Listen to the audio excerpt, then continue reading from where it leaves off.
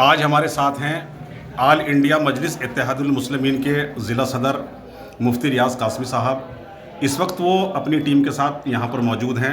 सबसे पहले तो आपका मुफ्ती साहब बहुत बहुत इस्तकबाल है, स्वागत है। बहुत शुक्रिया। हमारा सबसे पहला सवाल मुफ्ती साहब आपसे ये है कि जो आज हिंदुस्तान के हालात हैं, चूँकि मुस्लिम कौम जो है, मुस्लिम कम्युनिटी जो है, तो इस वक्त वो हिंदुस्तान की सबसे बड़ी अक़लियती कमेटी है, और अगर हम पूरे वर्ल्ड के हिसाब से बात करें तो सबसे बड़ी आबादी जो है वो इस वक्त हिंदुस्तान में है मुसलमानों की। यहाँ पर सबसे बड़ा सवाल ये है कि सन 47 से लेकर आज तक हमारे देश में इस देश का प्रधानमंत्री और उत्तर प्रदेश का मुख्यमंत्री मुसलमान क्यों नहीं बन सका? बहुत शुक्रिया। सबसे पहले तो आपका शुक्रिया कि आपने हमें ये मौका दिया कि हम अपनी बात को आपके माध्यम से लोगों तक पहुंचा सके। आपने बहुत खूबसूरत सवाल पूछा कि आज़ाद हिंदुस्तान में जो मुसलमानों की इतनी बड़ी अक़लियत है कि मुसलमान अक़लियत में अक्सरियत में रहते हैं, उसमें आखिर ऐसी क्या वजह हुई कि इतने दिनों के अंदर कोई मुख्यमंत्री या कोई प्राइम मिनिस्टर हिंदुस्तान का मुसलमान नहीं बन सका? उसकी क्या वजह है? तो हम तो उसी की लड़ाई लड़ रहे हैं और आपको हम बारहा बताते भी हैं और हम हर जगह यही मेहनत कर रहे हैं कि आप आखिर क्यों अछूत हैं क्या हिंदुस्तान में, जो आप मुख्यमंत्री नहीं बन सकते या आप प्रधानमंत्री नहीं बन सकते? तो हमने वही मेहनत की है और मुझे और मेरे जैसे न जाने कितने नौजवानों को और मेरे लीडर जनाब बैरिस्टर असदुद्दीन ओवैसी को और उनकी टीम को ये लगता है कि हम जो मुख्यमंत्री या प्राइम मिनिस्टर की कुर्सी तक नहीं पहुँच सके, उसकी वजह यह है कि हमने अपनी लीडरशिप नहीं बनाई है, हमने अपनी लीडरशिप को वजूद नहीं बख्शा है, बल्कि हमने हमेशा कभी कांग्रेस को वोट किया, कभी समाजवादी को वोट किया, कभी बीएसपी को वोट किया, कभी इस जैसी और तमाम पार्टियों को दूसरी स्टेट के अंदर वोट किया और दूसरे लोगों को मजबूत किया।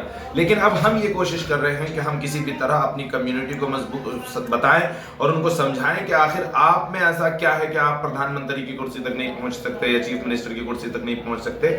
लिहाजा हम बता रहे हैं उनको कि हम जो है मेहनत करेंगे और अपनी लीडरशिप बनाएंगे और इंशाल्लाह उस कुर्सी तक हम पहुंचाएंगे जरूर इंशाल्लाह।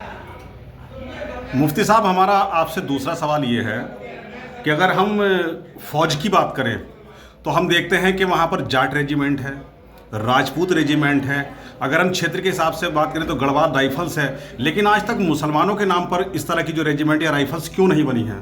क्या कहना है आपका? उसकी वजह भी हमारी लीडरशिप की कमजोरी है। उसकी वजह भी यह है कि अगर हमारी लीडरशिप होती, हमारे हक की आवाज़ उठाती, तो जिस तरह जाटों ने अपनी जाट रेजिमेंट बनाई हुई है और उनकी अपनी लीडरशिप मौजूद है, उन अपनी डिमांड रखते हैं और उनकी डिमांड मानी जाती है। इसी तरह दलित है तो दलित अपनी आवाज़ रखते हैं, उनकी बात मान ली जाती है, उनके लिए रिजर्वेशन दे दिया गया है। हमारी चूंकि लीडरशिप नहीं है, चूंकि हमने अपनी लीडरशिप नहीं बनाई है, चूंकि हमने अपना नेता नहीं बनाया है, तो हमारी आवाज़ रखने वाला कोई नहीं है, जिसकी वजह से जो है ये परेशानियां सामने आ रही हैं कि हमें आबादी के तनासुब से हिस्सा ही नहीं दिया जाता, हक नहीं दिया जाता। और उसमें से एक बात यह भी है कि जिस तरह और कम्युनिटी की रेजिमेंट मौजूद है आर्मी के अंदर, हमारी रेजिमेंट नहीं है। और हम इंशाल्लाह कोशिश करेंगे और अपने एक्सपर्ट से इस पर बात करेंगे और मुमकिन हुआ तो इंशाल्लाह इसको उठाएंगे और अपने लीडर से भी कहेंगे वो संसद में इसको उठाएं।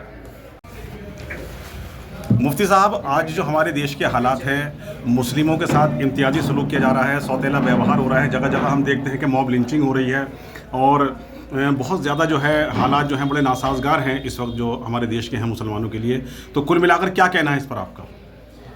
इस पर हमारे लीडर बहुत पहले ये बात कह चुके हैं कि जितनी भी ये मॉब लिंचिंग्स हो रही हैं और जिस तरह से भी मुसलमान कम्युनिटी पर जुल्म तशद्दुद के पहाड़ तोड़े जा रहे हैं, चाहे उनका नाम देखकर, चाहे उनकी दाढ़ी देखकर या उनके लिबास देख करके उन पर जो जुल्म सितम किया जा रहा है, तो उस पर हमारी पार्टी ने एक क्लियर स्टैंड लिया हुआ है। और मुझे याद पड़ता है पिछले साल हमने एक मेमोरेंडम दिया था डीएम साहब को, तकरीबन 200-300 लोग मौजूद थे और हमने उस पर यह कहा था कि मॉब लिंचिंग पर एक सख्त कानून बनना चाहिए। मॉब किसी को एक मॉब आती है जाहिलों की, अनपढ़ों की, गवारों की, कुत्तों की, और वो फौज आकर के जो है किसी भी एक कमज़ोर को, कोई बूढ़ा है, कोई ज़ईफ़ है, कोई छोटा बच्चा है, कोई औरत है, उस पर जुल्म कर देती है। तो मॉब के खिलाफ एक कानून बनना चाहिए, क्योंकि हमारे यहाँ मॉब के खिलाफ कोई कानून नहीं बनाया गया है। जो एक भीड़ इकट्ठी होती है और किसी को भी मारती है, तो हमारी पार्टी का क्लियर स्टैंड इस पर यह है कि इस पर एक सख्त कानून बनना चाहिए। और मॉब किसी को भी मारे, ऐसा नहीं है कि सिर्फ हिंदू मार रहे हैं या मारे, हिंदुस्तान में ज़्यादा ये हो रहा है, लेकिन अगर किसी जगह पर मुस्लिम मॉब इकट्ठी होकर के किसी हिंदू को मार देती है तो उसके खिलाफ भी सख्त कार्रवाई होनी चाहिए। हम मॉब के खिलाफ हैं, मॉब लिंचिंग के हम खिलाफ हैं, यह नहीं होना चाहिए। इस पर हमारा क्लियर स्टैंड है कि इस पर सख्त कानून बनना चाहिए। आप लोगों ने अपना कीमती वक्त दिया, इसके लिए आप सभी का बहुत बहुत शुक्रिया, बहुत बहुत मेहरबानी।